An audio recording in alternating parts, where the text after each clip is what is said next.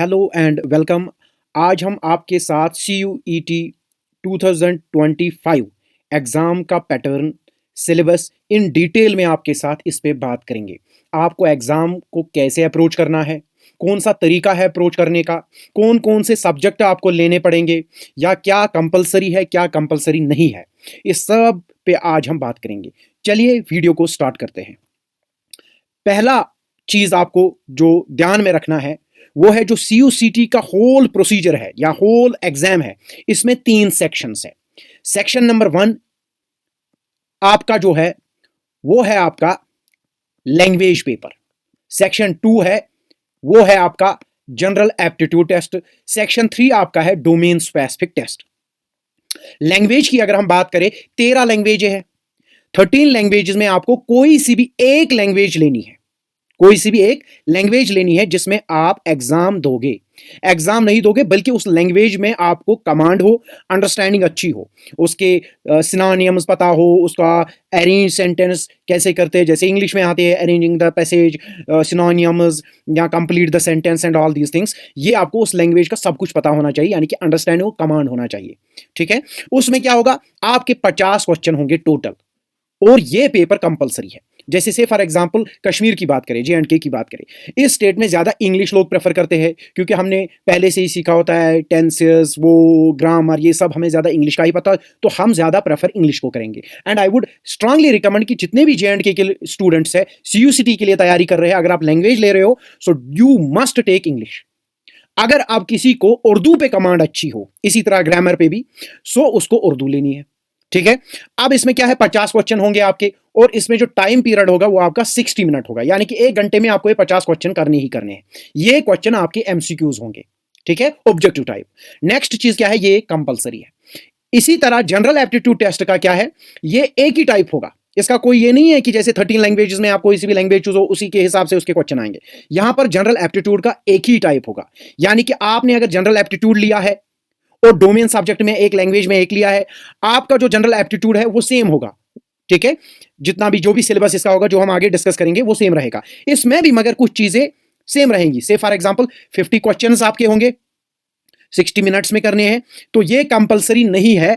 आप क्या कर सकते हो, आप ये भी कर सकते हो, आपने लैंग्वेज एक ली, डोमेन सब्जेक्ट में आपने वही 12th में जो आपके 2 सब्जेक्ट्स थे, से फॉर एग्जांपल आपके पास सब्जेक्ट्स 2 थे, पॉलिटिकल, एजुकेशन, सोशियोलॉजी, तो आपने कहा भाई साहब मुझे ना शौक है कि मैं सोशियोलॉजी और पॉलिटिकल में ग्रेजुएशन करना चाहता हूँ या चाहती हूँ। ठीक है, तो आप वो दोनों ले सकते हो। आप क्या करना है, आपको क्या करना है उस टाइम, आपको लैंग्वेज पेपर एक से फॉर एग्जांपल इंग्लिश ले लिया और डोमेन सब्जेक्ट में आपने ले लिया पॉलिटिकल साइंस और सोशियोलॉजी, या पॉलिटिकल साइंस या हिस्ट्री। ठीक है, तो उन्हीं दो में आपको फिर पेपर आएगा। ठीक, ये आपका हुआ जनरल टेस्ट, इसमें सेम आएगा सिलेबस, वो हम आगे बताएंगे। सो कोई क्या करता है, अक्सर बेशतर जो बाहर यूनिवर्सिटीज है, DU हो, जामिया हो या और कोई यूनिवर्सिटी हो, उनमें से क्या होता है कि अक्सर बेशतर लैंग्वेज और जनरल एप्टीट्यूड कंपलसरी होता है। सो मैक्सिमम क्या करते हैं, जनरल एप्टीट्यूड लेते हैं या लैंग्वेज लेंगे, हो गए 2 और डोमेन में एक लेंगे। ठीक है, नेक्स्ट तीसरा सेक्शन जो है डोमेन सब्जेक्ट है, domain specific subject. Domain specific subjects में 23 सब्जेक्ट्स है, 23 सब्जेक्ट्स इसमें है।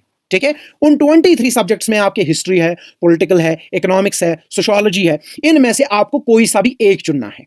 आप 2 भी चुन सकते हो, लेकिन ऑल एट ऑल में मिलाकर आपके 3 होने चाहिए। ठीक है, अगर 3 से आप ज्यादा चुन लिए तो आपको उसके लिए 5 to 400 डिपेंड्स अपॉन द आप किस कैटेगरी में फॉल कर रहे हो, जनरल में हो, OBC में हो, ST में हो, SC में हो, उसी हिसाब से जो मैंने पिछले वाले वीडियो में बताया कि कितना कितना अगर आप 3 सब्जेक्ट से ज्यादा, ठीक है, ज्यादा सब्जेक्ट्स ऑप्ट करोगे, उसके लिए आप जितना भी 3 के अलावा लोगे उसका फिर अलग चार्जेस पड़ेगा। से फॉर एग्जांपल आपने लैंग्वेज एक ले ली, जनरल एप्टीट्यूड एक ले लिया, डोमेन सब्जेक्ट में एक ले लिया। अब आप सोच रहे हो भाई साहब अब मैं बाहर का भी सोच रहा हूं क्योंकि मैं चाहता हूं किसी और यूनिवर्सिटी में भी अप्लाई, बाहर के यूनिवर्सिटी है, आई मीन दिल्ली हो, कोई और यूनिवर्सिटी हो, वहां तो रिक्वायरमेंट जनरल एप्टीट्यूड और लैंग्वेज का भी है, साथ साथ डोमेन सब्जेक्ट भी मुझे 2-3 करने हैं। सो आप यहां पर 3 सब्जेक्ट ले लिए डोमेन में, ठीक है, political, economics, history, general aptitude जो नॉर्मल है, और लैंग्वेज में आपने इंग्लिश लिया, 3 तो हो गए 5 आप मैक्सिमम ले सकते हो। ठीक है, मिनिमम आप 3 ले सकते हो। अब कोई क्या करता है, वो करता है लैंग्वेज में एक ले लिया, डोमेन सब्जेक्ट में पॉलिटिकल हिस्ट्री ले लिया, सोशियोलॉजी एजुकेशन ले लिया। ठीक है, सो हर अब जब डोमेन सब्जेक्ट में आप डोमेन पे आते हैं वापस, अब आप आपने डोमेन में ले लिए दो सब्जेक्ट से, फॉर एग्जांपल हिस्ट्री पॉलिटिकल, और लैंग्वेज आपकी कंपलसरी एक तो लेनी ही है। अब दो डोमेन प्लस एक लैंग्वेज हो गए, तीन आ गए ना, तीन आपके, ठीक है, तीन आ गए आपके। तो उस टाइम आपको जनरल एप्टीट्यूड लेने की जरूरत नहीं है। अगर आप चाहते हो आपकी जनरल एप्टीट्यूड भी है, क्योंकि कुछ यूनिवर्सिटीज डिमांड करती है, जामिया या कोई यूनिवर्सिटी हमें जनरल एप्टीट्यूड भी डिमांड करती है, तो उस टाइम आप क्या कर सकते हो, लैंग्वेज, जनरल एप्टीट्यूड और यहां से कुछ डोमेन सब्जेक्ट्स में और तीन लोगे, तीन दोगे पांच, ठीक है।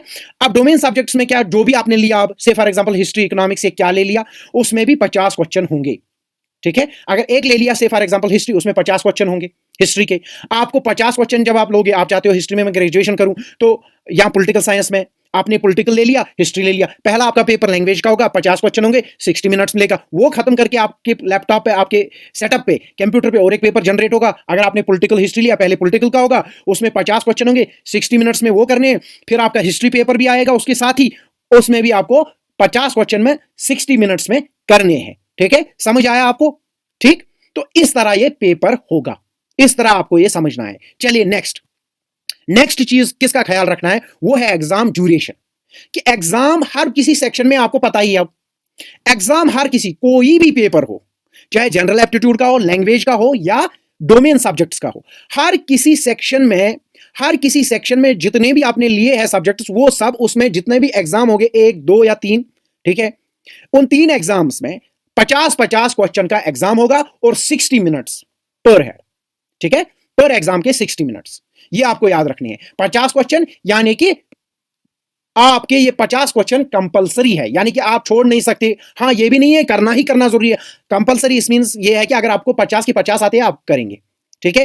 कंपलसरी का मतलब ये है इधर। और दूसरा चीज कि इसमें ये कंपलसरी मतलब क्या है कि 50 है 40 ही करने हैं, नहीं, 50 है 50 कर सकते हो, अगर आपको आते हैं कर लो, ठीक है।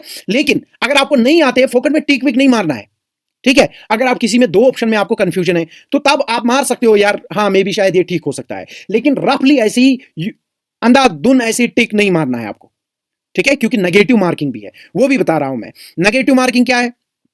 नेगेटिव मार्किंग आपका एक करेक्ट आंसर, हर किसी 50 में एक करेक्ट आंसर आपका 5 मार्क्स का है। से फॉर एग्जांपल आपका डोमेन सब्जेक्ट एक है हिस्ट्री, उसमें आपने जब एग्जाम दे दिया, उसका 50 मार्क्स है, 50 एक मार्क्स, इस 50 में एक वाला क्वेश्चन उसके 5 मार्क्स है, 50 का कितना बनता है, वो 250 मार्क्स बनता है, ठीक है। इसी तरह तो करेक्ट मार्क्स का 5 मार्क्स का आता है, करेक्ट ऑप्शन, एक करेक्ट आंसर आपने किया 50 ऑब्जेक्टिव्स में, आपको 5 मार्क्स मिल गए। अगर आपने एक गलत किया, अब ये तो सही किया आपको 5 मार्क्स मिले, लेकिन अगर आपने अब गलत किए तो उसका क्या होगा, उसका होगा कि आपको 1 मार्क्स आपका कट जाएगा, ठीक है। ज्यादा भी टफ नेगेटिव मार्किंग नहीं है। मेरी सजेशन है, अगर आपको दो ऑप्शन में कंफ्यूजन है कि भाई साहब मुझे लग रहा है इन दो में एक है, तो आप टिक कर दीजिए दो में से एक को, क्योंकि ज्यादा भी टफ नेगेटिव मार्किंग नहीं है। चलिए नेक्स्ट क्या चीज है, नेक्स्ट जो आपको ख्याल रखना है, से फॉर एग्जांपल स्टेट, अगर मैं अपने, जैसे मैं जम्मू एंड कश्मीर से आता हूं, जम्मू एंड कश्मीर के 4 सेंटर्स हैं, कितने हैं, 4 सेंटर्स CUCT के हैं। एक जम्मू है, दूसरा पुलवामा है, तीसरा सांबा है और फोर्थ वाला आपका श्रीनगर है, ठीक है। अगर हम जम्मू वालों की बात करें, ठीक है, उनको सबसे आसान और इजी जो सेंटर है वो जम्मू है, जिसका कोड है JK02। इसी तरह अगर जम्मू साइड ही बात करें, सांबा नेक्स्ट है, सांबा का JK11 है। अब जिन लोगों को सांबा नजदीक पड़ता है वो सांबा को प्रेफर करे एज ए सेंटर, और जिनको जम्मू नजदीक पड़ता है वो जम्मू को प्रेफर करे एज ए सेंटर, ठीक है। इसी तरह कश्मीर प्रोविंस, कश्मीर वैली में 2 सेंटर्स है, एक पुलवामा है, दूसरा श्रीनगर है। जितने भी मेरे हिसाब से जितने भी नॉर्थ साइड के लोग होंगे, कुपवारा, सोपोर, ठीक है, उन सब के लिए फीजेबल है कि वो श्रीनगर को सेंटर चूज करें, जिसका कोड है JK04। और इसी तरह जो साउथ कश्मीर के लोग हैं, अनंतनाग हो, कुलगाम के लोग हो, ठीक है, इन सब के लिए बेहतरीन से बेहतरीन जो ऑप्शन है वो है आपका पुलवामा, ठीक है, JK06 जिसका कोड है। नेक्स्ट हम अगर बात करेंगे वो है सिलेबस की। चलिए पहला पेपर जो है इंग्लिश कंपलसरी पेपर, ठीक है, कंपलसरी पेपर यानी कि लैंग्वेज पेपर, ना कि English paper, language paper. Language में मैंने एग्जाम्पल के तौर पर लिया है इंग्लिश। अगर किसी को गुजराती में करना है, अगर किसी को हिंदी में, उर्दू में, वो ले सकते हैं, लेकिन सिलेबस सबका इस टाइप सा होगा, ठीक है। पहला क्या होगा, 2 सेक्शन होंगे सिलेबस के, चाहे उर्दू का लो आप लैंग्वेज या इंग्लिश लैंग्वेज लो या आप कोई और लैंग्वेज लो 13 में, ठीक है। सिलेबस सेम होगा इस टाइप सा, सबका। पहला क्या होगा? Reading comprehension. रीडिंग कॉम्प्रहेंशन में क्या होगा? आपको एक पैसेज मिलेगी 300 वर्ड्स की, 300 वर्ड्स का एक पैसेज मिलेगा आपको। आपको उसमें क्या करना है? आपके वो फैक्चुअल हो सकता है या नैरेटिव हो सकता है या लिटरली हो सकता है। मतलब कि फैक्चुअल इन एसेंस कोई तूफान नहीं पूछा है, यहां कोई बहुत खतरनाक चीज नहीं पूछी गई है। 300 वर्ड्स का पैसेज होगा, वो फैक्चुअल हो सकता है यानी कि रियल इवेंट पे बेस होगा, या वो नैरेटिव टाइप हो, स्टोरी हो सकती है, या लिटरली टाइप हो, या डिस्क्रिप्टिव कुछ किसी चीज का डिस्क्रिप्शन या कुछ कुछ और। ठीक है, एक पैसेज होगा, इन नटशेल में पैसेज होगा 300 वर्ड्स का। उसमें ही आपको उस पैसेज में क्वेश्चंस होंगे, आंसर्स भी होंगे, आपको वो पढ़कर उनका जवाब देना है। That is section 1। ठीक है, रीडिंग कॉम्प्रहेंशन। सेक्शन 2 में आपका क्या है? Verbal ability. वर्बल एबिलिटी जब भी हम बात करते हैं, इसका मतलब क्या है? आपकी कमांड और अंडरस्टैंडिंग उस लैंग्वेज की जो आपने ऑप्ट की। से फॉर एग्जांपल मैंने इंग्लिश को ऑप्ट किया, इस इंग्लिश में आपको क्या आ सकता है? वो है आपका पहला, rearranging the parts. Rearranging the parts मतलब क्या है? कि आपको जो सेंटेंसेस है, सेंटेंस दिए होंगे वो फ्रैक्चर्ड में होंगे या हैफाजर्ड में होंगे, कि पहला पोर्शन सेंटेंस का लास्ट में होगा और लास्ट वाला मिडल में होगा। आपको सही सेंस बनाकर मिलाकर इस सेंटेंस को ठीक करना है। ठीक है, या दूसरा चीज आपको match the following. Match the following में कुछ भी हो सकता है। से फॉर एग्जांपल आपको यहां से वर्ड दिया होगा जॉय, साइड में होगा हैप्पी, आपको इसको मैच करना है। जॉय का मतलब खुशी, हैप्पी का मतलब भी खुशी, हाँ इसको ये आएगा। ठीक है, एग्जाम्पल के तौर पर बोल रहा हूं। In a similar way choosing the correct words, या दूसरा और एक क्या हो सकता है? Next, choosing the correct word. आपको सेंटेंस दिया होगा, उसमें आपको जो करेक्ट वर्ड लगता है, जो मिसिंग वर्ड है, उसको सही तरीके से लगाना है। नेक्स्ट क्या होगा इसमें? सिनोनियम एंड एंटोनियम। ठीक है, आपको सिनोनियम और एंटोनियम में देखना है, सिनोनियम किसका क्या है या एंटोनियम पूछा को वो बताना है। तीसरा चीज जो आपको करना है वो क्या है? सेकंड जो है वो है डोमेन सब्जेक्ट। से फॉर एग्जांपल मैंने एग्जांपल के तौर पर डोमेन सब्जेक्ट में हिस्ट्री लिया है। ये एनसीईआरटी क्यों लिखा है? ठीक है, ये भी बताता हूं आपको क्यों लिखा है मैंने। डोमेन सब्जेक्ट्स में से फॉर एग्जांपल आपने लिया हिस्ट्री। अब इसका सिलेबस देखते हैं। इसका जो सिलेबस रहेगा वो आपका रहेगा एनसीईआरटी। जो आपने 12th में एनसीईआरटी पढ़ी, उसमें जितने भी पार्ट्स में 12th की हिस्ट्री डिवाइड हुई थी वो आपको पढ़नी है। इसीलिए जितने भी मैंने हिस्ट्री वालों, जितने भी मैंने वीडियोस बनाए हैं हिस्ट्री पे एमसीक्यूज, आप वो देख लीजिए, कंटिन्यू उनको देख लीजिए, उनको अच्छे से 2-3 बार 4 बार रिपीट कर लीजिए। आई गारंटी यू आपका कोई क्वेश्चन नहीं छूटेगा, आप आसानी से सीयूसीटी को क्लियर करोगे। ठीक है, सो से फॉर एग्जांपल अब हम सिलेबस की बात करेंगे। सिलेबस क्या है? Syllabus NCERT. इसमें सिंपली लिखा गया है जो एनसीईआरटी में आपका सिलेबस है वही सिलेबस आपका सीयूसीटी में पूछा जाएगा। से फॉर एग्जांपल हिस्ट्री की मैंने एग्जांपल ली। हिस्ट्री में जो सिलेबस था, पहला themes in Indian history part 1, उसके 4 चैप्टर्स थे। इसी तरह दूसरा क्या था? Themes in Indian history part 2, उसमें कितने चैप्टर्स थे? 4। उसी तरह themes in Indian history part 3, इसमें कितने चैप्टर्स थे? 4 थे। यानी कि 4 4 हो गए, 8 4 हो गए, 12 चैप्टर्स आपके टोटल। उन 12 चैप्टर्स में जितने भी एमसीक्यूज बनते हैं, कोशिश करना है उन पर नजर रखनी है। आपको नजर रख के उनको तैयार करना है, बार बार उनको पढ़ना है, तभी जाकर आप इसको क्वालिफाई कर सकते हो। अब आप बताओगे सर हिस्ट्री का तो आपने बताया, बाकी सब्जेक्ट उसका, बाकी सब्जेक्ट का क्या होगा? से फॉर एग्जांपल अब किसी ने हिस्ट्री की जगह यहां पॉलिटिकल ले लिया। ठीक है, किसी ने पॉल साइंस ले लिया। पॉल साइंस का भी सिलेबस क्या है? जो एनसीईआरटी आपकी किताब है 12th की पॉलिटिकल साइंस की, उसमें जितने भी एमसीक्यूज बनेंगे आपको, या उसको पढ़ पढ़ के देख लीजिए। जो एक्सपेक्टेड जितना भी कुछ एमसीक्यूज बनेंगे उसी से आएगा भाई साहब, उसके बगैर उसके बाहर कुछ भी नहीं आने वाला। या सोशलॉजी हो, पॉलिटिकल हो, हिस्ट्री हो, इकोनॉमिक्स हो, जो एनसीईआरटी, जिस एनसीईआरटी से आप पढ़ोगे, जो आपकी 12th में थी एनसीईआरटी, जितने चैप्टर्स आपके सिलेबस में थे उनको आपको दोबारा पढ़ना है। वहां से देखने हैं एमसीक्यूज क्या बन सकते हैं, क्या आ सकता है, वो देख लीजिए। या अगर आपको कि आप चाहते हो कि सर आप ही एमसीक्यूज ले आइए, हिस्ट्री पॉलिटिकल का भी, इकोनॉमिक्स का, जैसे आप हिस्ट्री के लिए आए, आप मुझे कमेंट कर लीजिए, आप बता दीजिए, या आप फेसबुक का लिंक दिया हुआ है, इंस्टा का, आप मुझे मैसेज कीजिए तो मैं वो भी लेकर आऊंगा आपके लिए। ठीक है, नेक्स्ट जो हमारा है वो है जनरल एप्टीट्यूड टेस्ट। इसमें क्या होगा भाई साहब? जनरल एप्टीट्यूड टेस्ट, अगर किसी ने आप जनरल एप्टीट्यूड लिया, ठीक है, एक सब्जेक्ट उसने जनरल 5 तो लेने हैं टोटल, किसी ने अब लैंग्वेज ले ली, जनरल एप्टीट्यूड ले लिया और वहां से डोमेन एक ले लिया। ठीक है, कोई कहता है कि भाई साहब मेरा तो जनरल एप्टीट्यूड बहुत वीक है, मैं लैंग्वेज लेता हूं और डोमेन सब्जेक्ट में 2 लेता हूं, पॉलिटिकल इकोनॉमिक्स। ठीक है, कोई कहता है नहीं मुझे शौक है मैं किसी बाहर यूनिवर्सिटी में अप्लाई करूं तो इसलिए मैं सब्जेक्ट भी इंक्रीज करूं और ये भी, तो मैं क्या लूं कि डोमेन लूं और लैंग्वेज लूं, डोमेन लूं और 3 वो ले लूं डोमेन में। ठीक है, हिस्ट्री, इकोनॉमिक्स, पॉलिटिकल और लैंग्वेज एक और जनरल एप्टीट्यूड एक, ताकि मुझे बाहर भी किसी यूनिवर्सिटी में एडमिशन मिले।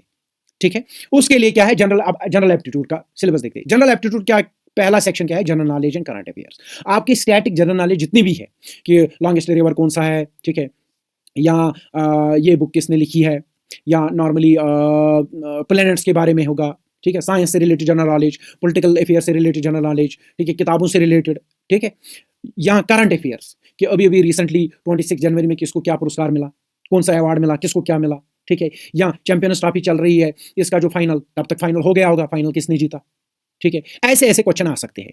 इसी तरह general mental aptitude, numerical ability, ठीक है, logical analytical reasoning, overall reasoning आपकी आएगी इसमें, ठीक है, या general science environmental literacy, general science आ सकता है, एनवायरमेंटल लिटरेसी आ सकती है, इसमें एनवायरमेंट से रिलेटेड जितनी भी कुछ चीजें बनती है वो आपकी आ सकती है, जनरल नॉलेज टाइप सी, ठीक है, या reasoning, concept, quantitative, arithmetic, algebra, geometry, mensuration, statistics, ये सब आ सकता है इसमें इस टाइप से। यानी कि इन्हीं टॉपिक्स पे आपके एमसीक्यूज का पेपर बनेगा जनरल एप्टीट्यूड टेस्ट का, ठीक है। आपको ये सब समझ आया? अगर आपको फर्दर कोई भी क्वेरी हो तो कमेंट करें या हमें इंस्टाग्राम, फेसबुक पर मैसेज करें, लिंक्स नीचे दिए गए हैं, ठीक है। और ऐसे ही और अमेजिंग कंटेंट के लिए हमारी चैनल को सब्सक्राइब करना ना भूलें। Thank you.